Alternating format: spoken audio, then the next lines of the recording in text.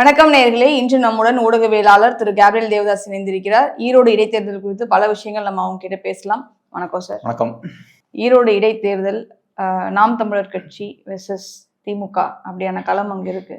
ஆனா பிரச்சாரம் அப்படின்னு பார்க்கும்பொழுது டெய்லி நம்ம சீமானோட காணொலிகள் நிறைய பார்க்க முடியுது. ஆனா திமுக சார்பில் என்ன மாதிரியான பிரச்சாரம் நடக்குது அங்க எதுவுமே தெரியல. என்ன நிலவரம் அங்க ஆக்சுவலி? ஈரோடு கிழக்க பொறுத்தளவு ஒரு டிஃப்ரெண்டான ஒரு பை எலெக்ஷன். இது ஏறக்குறைய ஒரு 2-3 நாட்கள் நான் அங்கே இருந்தேன். பார்க்கும்போது மோஸ்ட்லி பெரிய பரபரப்பு அங்கே இல்லை. யூஸ்வலாக பை எலெக்ஷன்னா ஒரு பெரிய ஒரு கொண்டாட்டமாக இருக்கும், பயங்கர பரபரப்பு இருக்கும், எல்லாருமே ஹெவியாக பணத்தை இன்வெஸ்ட் பண்ணுவாங்க. ஏன்னா கண்டிப்பாக ஜெயிக்கணும், நல்லா பெர்ஃபார்ம் பண்ணு நினைப்பாங்க. குறிப்பாக ஆளும் கட்சி ரொம்ப எஃபெக்டிவாக கேம்பெயின் பண்ணுவாங்க, ஃபுல் ஸ்ட்ரென்த்தை யூஸ் பண்ணுவாங்க. பட் இந்த பை எலெக்ஷன் பார்க்கும்போது பெருசாக களத்தில் ஒன்றும் பெரிய இம்பாக்ட் இல்லை. ஒரு பை எலெக்ஷன் நடக்குது அப்படின்ற மாதிரியான ஒரு மூடே இல்லை. என்டிகே ஓரளவுக்கு அவங்க கேம்பெயின் பண்ணுறாங்க, அவங்க கேடஸ்லாம் உள்ள இறக்கி கேம்பெயின் பண்ணுறாங்க. ஸோ என்டிகே வாகனங்கள்லாம் நம்ம பார்க்க முடியுது, பிரச்சாரம் பண்ணுறாங்க, இந்த விஷயங்கள் நடக்குது. அப்புறம் நீங்கள் சொன்ன மாதிரி சீமான் அவர்கள் சாயங்காலமான ஒரு ஸ்டேஜில் பேசுகிறாரு, அந்த விஷயங்கள்லாம் நீங்கள் நியூஸ்லலாம் பார்க்குறீங்க. பட் திமுக சர்ப்ரைசிங்லி அவங்க களத்தில் பெருசாக கேம்பெயின் பண்ணல. திமுகவோட ப்ரெசன்ஸை பெரிய அளவில் நம்ம ஈரோட்டில் ஃபீல் பண்ண முடியல. இது ஒரு இன்ட்ரெஸ்டிங்கான ஒரு விஷயம். ஆனால் இது ப்ராப்பரான ஒரு ஸ்ட்ராட்டஜி தான். அவங்க யோசிச்சு தான் இந்த முடிவை அவங்க எடுத்திருக்காங்க. ஏன்னா பிரச்சாரம் பண்ணாம எப்படி? திமுகவை பொறுத்தளவில் அவங்களுக்கு இருக்கக்கூடிய சிக்கல் என்னன்னா, என்டிகேவை எதிர்த்து அரசியல் பண்றதுல அவங்களுக்கு நிறைய சிக்கல்கள் இருக்கு. நரேட்டிவை என்டிகே வர்சஸ் டிஎம்கேன்னு செட் பண்றதுல அவங்களுக்கு விருப்பம் இல்லை. நீங்க நல்லா நியூஸ் மீடியாவெல்லாம் பாத்தீங்கன்னா மெயின் ஸ்ட்ரீம் மீடியால இந்த பை எலெக்ஷனை பெருசா கவர் பண்ணல. பை எலெக்ஷனை பேஸா வச்சு நிறைய டிபேட்ஸ் வந்து பெருசா நடக்கல. ஏன்னா இந்த விஷயங்கள்லாம் பண்ணும்போது என்டிகே வர்சஸ் டிஎம்கே அப்படின்ற மாதிரி நரேட்டிவ் செட் ஆகும். அது ஒரு சிக்கல். ஸோ களத்துல நீங்க இறங்கி என்டிகேவோட அதிமுக கூட ஃபைட் பண்ற மாதிரி ஃபைட் பண்ணீங்கன்னா நரேட்டிவ் வந்து என்டிகே வர்சஸ் டிஎம்கேன்னு மாறிடும். ஸோ அந்த விஷயத்த அவங்க விரும்பல. ரெண்டாவது இன்னொரு முக்கியமான விஷயம் என்னன்னா, நீங்க அக்ரெசிவா என்டிகேவோட சண்டைக்கு போறீங்கன்னா, ரொம்ப காட்டமா அதிமுக எதிராக அரசியல் பண்றீங்க இல்லையா, அந்த மாதிரி என்டிகேக்கு எதிராக அக்ரெசிவா அரசியல் பண்ணீங்கன்னா ஆன்டி டிஎம்கே ஓட்ஸ்லாம் என்டிகேவை சுத்தி கன்சால்டேட் ஆயிரும். ஸோ நீங்க ஒன்றும் செய்யாம இருந்தா கூட கன்சால்டேட் ஆகாது. பட் நீங்க இறங்கி அதிகப்படியான அழுத்தத்தை நீங்க என்டிகே மேல போட்டீங்கன்னா மக்கள் எப்படி பார்க்க ஆரம்பிப்பாங்கன்னா, ஒரு பெரிய சண்டை நடந்துட்டு இருக்கு, இந்த சண்டையில நம்ம ஒரு ஸ்டாண்ட் எடுக்கணும். ஸோ இப்ப திமுக வர்சஸ் என்டிகே நடக்குது, நம்ம திமுகவுக்கு எதிரான ஆட்கள் நம்ம என்ன ஸ்டாண்ட் எடுக்கணும் அப்படின்ற ஒரு இடத்துக்கு தள்ளப்படுவாங்க. ஸோ ஒரு பெரிய ஒரு சண்டை நடக்குது அப்படின்ற இமேஜை ஏற்படுத்தக்கூடாது. அப்படி ஏற்படுத்தினா ஆன்டி டிஎம்கே ஓட்ஸ் வந்து என்டிகேவை சுத்தி கன்சால்டேட் ஆகிறதுக்கான வாய்ப்புகளும் இருக்கு. இப்போ இது வந்து 26 எலெக்ஷன் அப்போவும் அந்த என்டிகேவோட ஸ்ட்ரென்த்தை வந்து அதிகமாக காட்டுற மாதிரி ஆயிடும். இப்போ இவங்க அப்போஸ் பண்ணாங்க அப்படின்னா, இப்போ ஒரு எலெக்ஷன் நடக்குது, இந்த எலெக்ஷன்ல திமுக நல்லா பெர்ஃபார்ம் பண்ணும். ஸோ இப்போ களத்துல இறங்கி அவங்க என்டிகே கிட்ட நேருக்கு நேர் மோதுறாங்கன்னு வச்சுப்போம். அதிமுக கூட மோதுற மாதிரி மோதுனாங்கன்னா அது அட்வான்டேஜ் என்டிகே. ஆன்டி டிஎம்கே ஓட்ஸ்லாம் என்டிகேவை சுத்தி ரிவால்வ் ஆக ஆரம்பிச்சிடும். அது அஃப்கோர்ஸ் நீங்க சொன்ன மாதிரி 26ல ஒரு பாசிட்டிவான இம்பாக்டை ஏற்படுத்தும். பட் பிரைமரி அப்ஜெக்டிவ் என்னன்னா, இந்த எலெக்ஷன்ல அவங்க கண்டெயின் பண்ணணும். ஸோ இந்த எலெக்ஷன்ல நம்ம கண்டெஸ்ட் பண்றோம், கண்டெஸ்ட் பண்ணும்போது திமுக கையில் இருக்கக்கூடிய பெஸ்ட் ஸ்ட்ராட்டஜினா இதுதான். ஒன்னு, நீங்க என்டிகேக்கு எதிராக நீங்க சண்டை போட்டீங்கன்னா என்டிகே வர்சஸ் டிஎம்கேன்ற நரேட்டிவ் செட் ஆகும், அது திமுகவுக்கு நல்லது இல்லை. ரெண்டாவது, நீங்க அதிகப்படியான அழுத்தத்தை நீங்க என்டிகே மேல போட்டீங்கன்னா, ரொம்ப ஸ்ட்ராங்கா கேம்பெயின் பண்ணீங்கன்னா, ரொம்ப ஸ்ட்ராங்கா விமர்சிச்சீங்கன்னா ஆன்டி டிஎம்கே ஓட்ஸ் எல்லாம் அது என்டிகேவை சுத்தி மொபிலைஸ் ஆக வச்சிடும். உதாரணத்துக்கு 24ல அதுதான் நடந்தது. லோக்சபா எலெக்ஷன்ல டிஎம்கே என்ன பண்ணாங்கன்னா, பிஜேபி அதிகப்படியா போக்கஸ் பண்ணாங்க. பிஜேபி தான் இந்தியாலே மிகப்பெரிய பிரச்சனை, நாங்க தான் பிஜேபி எதிராக சண்டை போட போறோம்னு. ஸோ அப்படி பண்ணும்போது என்ன ஆகுது, ஆன்டி டிஎம்கே ஓட்ஸ் எல்லாம் பிஜேபி சுத்தி கன்சால்டேட் ஆக ஆரம்பிச்சது. அது அவங்களோட பிளான். அப்படி கன்சால்டேட் ஆகும்போது ஏடிஎம்கே ஓட்ஸ் அந்த டைம்ல அவங்க ஸ்பிளிட் பண்ணாங்க. அப்போ அது அவங்களுக்கு வசதியா இருந்தது.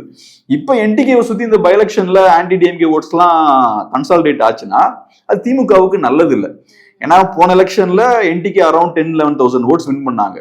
இந்த எலெக்ஷன்ல பெரிய அளவுல என்டிகேவோட ஓட்ஸ் வந்து இன்க்ரீஸ் ஆச்சுன்னா அது தப்பான ஒரு இமேஜை திமுகவுக்கு கிரியேட் பண்ணும். இப்போ இங்கதான் ஒரு கொஸ்டின் வருது. ஏன்னா ஒரு 10,000 ஓட்ஸ் எடுத்திருக்காங்க, ஏடிஎம்கே வந்து அரௌண்ட் ஒரு 60,000 கிட்ட இருந்தது லாஸ்ட் பை எலெக்ஷன்ல. இப்போ அவங்களோட ஏடிஎம்கே ஓட்ஸ் வந்து கொஞ்சமா என்டிகேக்கு வந்தா கூட அது என்டிகேக்கு ஒரு growth மாதிரி தானே ப்ரொஜெக்ட் ஆகும். இப்போ 10,000 இருக்கு, ஒரு 5,000 15,000 எடுத்தாங்கன்னா கூட இட்ஸ் சக்சஸ் ஃபார் என்டிகே. அது அப்படி இருக்கும்பொழுது இது திமுகவுக்கு என்ன மாதிரியான சிக்கலை ஏற்படுத்தும்? இப்போ நீங்க சொன்ன போல என்டிகேவுக்கு இழக்கிறதுக்கு ஒன்றும் கிடையாது. 10,000 15,000 வாங்கினா கூட அது ஒரு பெரிய வெற்றி மாதிரி தான் பார்க்கப்படும். திமுகவை பொறுத்தளவுல எலெக்ஷனுக்கு முன்னாடி வரக்கூடிய பை எலெக்ஷன் இது. ஸோ அவங்க என்ன யோசிப்பாங்கன்னா, போன தடவை வாங்கினதை விட என்டிகேவோட ஓட்ஸை முடிஞ்ச அளவு கம்மி பண்ணா நல்லது அப்படின்றதுதான். 10,000 கூட எடுக்க விடாம பண்ண ஒரு 9,000 எடுத்தா திமுகவுக்கு அட்வான்டேஜ். பாருங்க, எந்த வகையான ஆன்டி இன்கம்பன்சியும் இல்ல, போன தடவை வாங்கினதை விட கம்மியா தான் என்டிகே ஓட்ஸ் வாங்கியிருக்காங்க, நாங்க போன தடவை வாங்கினதை விட அதிகப்படியான ஓட்ஸ் வாங்கி நல்லா பெர்ஃபார்ம் பண்ணிருக்கோம், ஸோ மக்கள் எங்க கூட தான் இருக்காங்க அப்படின்ற ஒரு இமேஜை கிரியேட் பண்ணலாம். ஸோ இதுதான் திமுகவோட பிளானா இருக்கும். நீங்க கேட்ட ரெண்டாவது கேள்வி என்னன்னா, ஓட்ஸ் வந்து டிரான்ஸ்பர் ஆகிறதுக்கான வாய்ப்பு இருக்கா, பிஜேபி ஓட்ஸ் ஏடிஎம்கே ஓட்ஸ்லாம் என்டிகேவுக்கு போறதுக்கான வாய்ப்பு இருக்கா அப்படின்றத விஷயத்த கேட்குறீங்க. மேபி கொஞ்சம் ஓட்ஸ் போகலாம். ஏன்னா இப்ப மக்களுக்கு கோவம் இருக்கு. 4 years கவர்மெண்ட் ரன் பண்ணியிருக்காங்க டிஎம்கே. நேச்சுரலா 4 வருஷம் கவர்மெண்ட் இருக்குன்னா ஆன்டி இன்கம்பன்சி பில்ட் ஆகும், மக்களுக்கு நிறைய அதிருப்திகள்லாம் இருக்கும். ஸோ இப்போ கோவமா இருக்கக்கூடிய மக்கள் அரசுக்கு அவங்களோட அதிருப்தியை வெளிப்படுத்தணும்னா என்ன பண்ணலாம்? இதுதான் அவங்க கையில் இருக்கக்கூடிய ஒரே ஆப்ஷன்.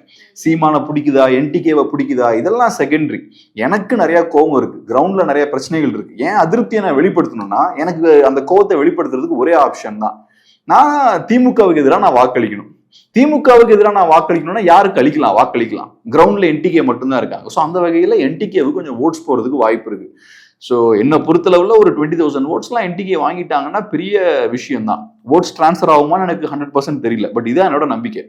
களத்துல ஆன்டி இன்கம்பன்சி இருக்கு. ஸோ ஆன்டி இன்கம்பன்சி என்டிகேவுக்கு ஃபேவரபிளா திரும்புறதுக்கான வாய்ப்புகள் இருக்கு. ஏன்னா நான் நிறைய பேர்கிட்ட பேசினேன், அப்ப கோவம் கண்டிப்பா இருக்கு. அந்த கோவம் எப்படி சேனலைஸ் ஆகி எந்த பக்கம் போகும் அப்படின்றதான் முக்கியமான கேள்வி.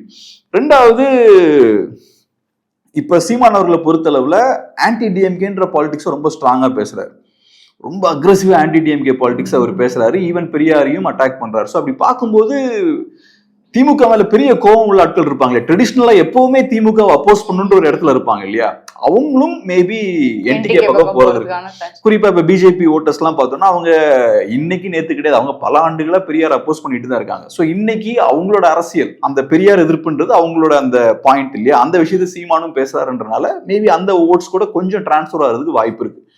பட் எல்லா ஏடிஎம்கே ஓட்ஸும் எல்லா பிஜேபி ஓட்ஸும் டிரான்ஸ்பர் ஆகணும்னு நான் சொல்ல வரல. ஏன்னா எப்பவுமே ஒரு கட்சியோட கோர் ஓட்ஸ் வந்து ஈஸியா டிரான்ஸ்பர் ஆகாது, கொஞ்சம் ஓட்ஸ் வந்து மேபி டிரான்ஸ்பர் ஆகலாம். அப்படி டிரான்ஸ்பர் ப்ராப்பரா ஆச்சுனாலே என்டிகேவுக்கு அது பெரிய அட்வான்டேஜ் தான். ஓவரால் இந்த பை எலெக்ஷனே என்டிகேவுக்கு பெரிய ஒரு வாய்ப்பும் பெரிய ஒரு அட்வான்டேஜும் தான்.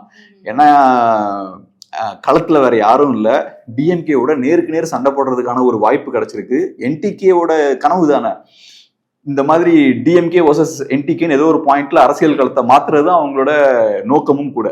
ஸோ அது ஓவராலா தமிழ்நாடு ஃபுல்லா மாற்ற முடியலனாலும் ஈரோட்ல அந்த வாய்ப்பு அவங்களுக்கு ஏற்பட்டிருக்கு. ஸோ அதை அவங்க முடிஞ்ச அளவுக்கு ப்ராப்பரா யூஸ் பண்ண முயற்சி பண்ணுவாங்க. இந்த பெரியார் விஷயமும் அங்க வந்து சர்ச்சையா தான் போயிட்டு இருக்கு. இங்க இருந்து திருமுருகன் காந்தி அவங்க எல்லாம் அங்க போய் பிரச்சாரம் பண்றாங்க, டெய்லி விவாதத்துக்கு கூப்பிடுறாங்க.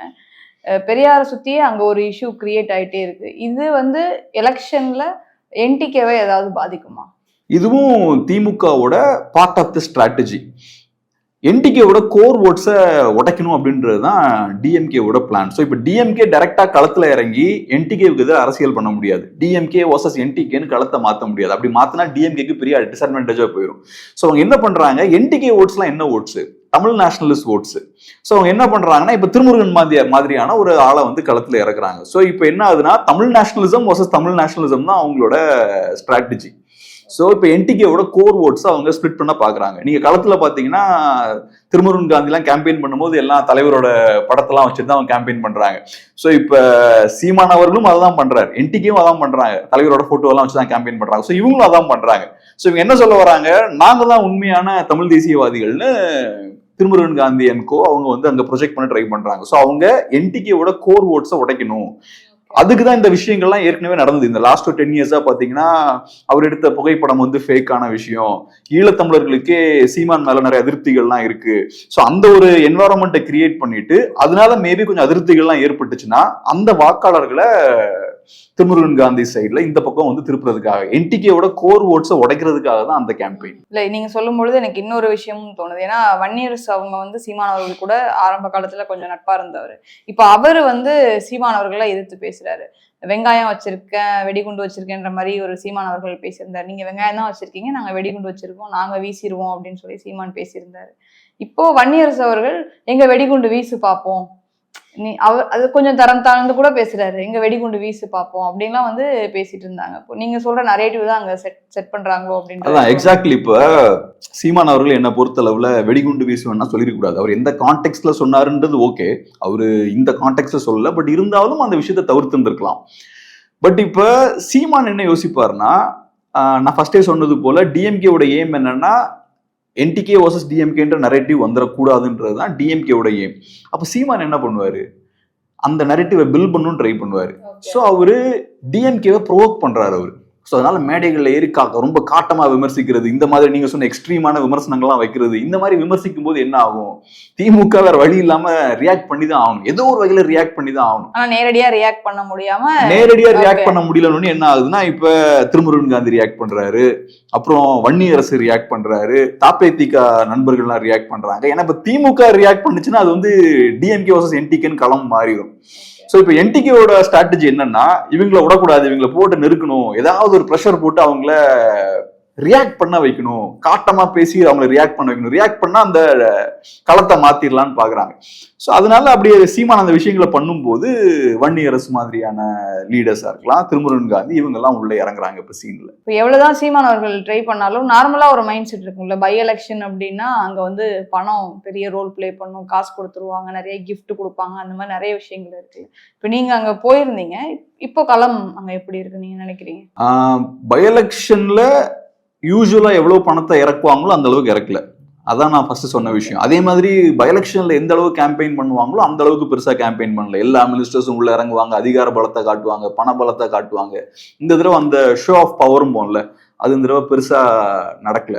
பட் பணமே இன்வால்வ் ஆகல நான் சொல்ல மாட்டேன். ஏன்னா நான் நிறைய பேர்கிட்ட பேசின அளவுக்கு பணம் நிறைய உள்ள பம்ப் பண்ணப்படுது, பணம் வந்து விநியோகிக்கப்படுது அப்படின்ற மாதிரி தான் நான் கேள்விப்பட்டேன். போன தடவை மாதிரி பெரிய அளவுல இல்லைனாலும் கொஞ்சம் பணம் வந்து கண்டிப்பா டிஸ்ட்ரிபியூட் பண்றாங்க அப்படின்ற மாதிரி தான் நான் கேள்விப்பட்டேன். ஸோ பணமே உள்ள புலங்கல அப்படின்னு நம்ம சொல்ல முடியாது, டெஃபினட்டா பணம் வந்து உள்ள இறங்குது. பட் இருந்தாலும் போன தடவை மாதிரி இல்லை, ஒரு யூசுவல் பை எலெக்ஷனா இல்லை. எனக்கே ஆச்சரியமா இருந்தாங்க, உள்ள போய் சுத்தி பார்த்தா ஒன்றும் பை எலெக்ஷனுக்கான ஒரு அறிகுறியுமே இல்லை. ஒன்ஸ் இன் ஒயில் நீங்க ரோட்ல பார்த்தோம்னா என்டிகே ஆட்களோட அந்த வண்டி வந்து போகும், அந்த மைக்ஸ்லாம் வச்சு அவங்க கேம்பெயின் பண்ணிட்டு போவாங்க. பட் அதை தாண்டி பொதுவா பை எலெக்ஷன் இருக்கும் இல்லையா, அந்த ஒரு மூட் அங்க இல்லை. அது ரொம்ப சர்ப்ரைசிங்கா தான் இருந்தது ஆக்சுவலா. அப்போ பாசிபிலிட்டி ஆஃப் சக்சஸ் அப்படின்றது என்டிகேக்கு எவ்வளவு இருக்கும்? 0. என்ன சார் இவ்வளோ பிரச்சாரம் பண்ணிட்டு இருக்காங்க, நீங்க 0 அப்படின்னு முடிக்கிறீங்க? அதுக்கு அதான் ஜெயிக்கிறதுக்கான வாய்ப்புகள்னு பார்த்தோம்னா 0 தான். ஏன்னா பை எலெக்ஷன்ல நார்மலா ஏடிஎம்கே மாதிரியான ஒரு செகண்ட் பிக்கஸ்ட் பார்ட்டி கண்டெஸ்ட் பண்ணாலே ஜெயிக்கிறது கஷ்டம். ஸோ இப்போ பை எலெக்ஷன்ல திமுகவுக்கு பெரிய அட்வான்டேஜ் இருக்கு. திமுக எதிர்த்து நிற்கிறது யாருன்னு பார்த்தோம்னா இரண்டாவது மிகப்பெரிய பலசாலி களத்துல இல்லை, ஏடிஎம்கே ரிவர்ஸ் போயிட்டாங்க. ஸோ இப்போ மூன்றாவது மிகப்பெரிய பலசாலி தான் இருக்காங்க. இரண்டாவது மிகப்பெரிய கட்சிக்கும் மூன்றாவது மிகப்பெரிய கட்சிக்கும் நிறைய டிஃபரன்ஸ் இருக்கு. ஏடிஎம்கே ஒரு 60,000 ஓட்ஸ் நம்ம லாஸ்ட் டைம் வாங்கினாங்க நினைக்கிறேன், எக்ஸாக்டா ஞாபகம் இல்லை. ஸோ இப்போ லாஸ்ட் டைம் வந்து என்டிகே 10,000 அரௌண்ட் 10,000 ஓட்ஸ் தான் வாங்கியிருக்காங்க. ஸோ இப்போ செகண்ட் பிளேஸ்ல இருக்க கட்சிக்கும் தேர்ட் பிளேஸ்ல இருக்க கட்சிக்கும் பெரிய வாஸ்ட் டிஃபரன்ஸ் இருக்கு. ஸோ அப்படி இருக்கும்போது ஏடிஎம்கே ரிவர்ஸ் போனதுக்கு அப்புறம் ஏடிஎம்கே செஞ்ச வேலையை என்டிகே பண்ணுவாங்க, இல்லைன்னா திமுகவோட பெட்டரா கூட பெர்ஃபார்ம் பண்ணுவாங்கன்னு நம்ம நினைக்கிறது வந்து அது ஓவர் எக்ஸ்பெக்டேஷன். பட் யாருமே இதை எக்ஸ்பெக்ட் பண்ண மாட்டாங்க. எனக்கு தெரிஞ்சு என்டிகே கூட அவங்க நாங்க ஜெயிப்போம்னு கண்டிப்பா எக்ஸ்பெக்ட் பண்ண மாட்டாங்க. அவங்கள பொறுத்தளவுல ஒரு ரீசனபிள் growth இருந்தா போதும், அவ்வளவுதான் அவங்க எக்ஸ்பெக்டேஷன். சூப்பரான ஒரு வாய்ப்பு இருக்கு கையில. டிஎம்கே விருது நீங்க அரசியல் பண்றதுக்கு பக்காவான ஒரு வாய்ப்பு இருக்கு. டிஎம்கே என்னதான் களத்தை என்டிகே வர்சஸ் டிஎம்கேன்னு மாத்த அலோவ் பண்ணக்கூடாதுன்னு நினைச்சாலும் களம் அதுதான், வேற வழியே இல்லை. என்டிகே தான் நீங்க சண்டை போட்டு ஆகணும், களத்துல நீங்க என்டிகே தான் போராடி ஆகணும், போட்டி போட்டு ஆகணும். ஸோ உங்களுக்கு ஏற்ற ஒரு ஃபேவரபிளான ஒரு களம் வந்து இங்கே ஏற்பட்டிருக்கு. டிஎம்கே எதிர்த்து அரசியல் பண்றதுக்கான வாய்ப்பு ஏற்பட்டிருக்கு. ஸோ அதை எக்ஸலண்டா அவங்க யூஸ் பண்ணணும் தான் முயற்சி பண்ணுவாங்க. நிறைய விஷயங்கள் பகிர்ந்தீங்க, ரொம்ப நன்றி. நன்றி.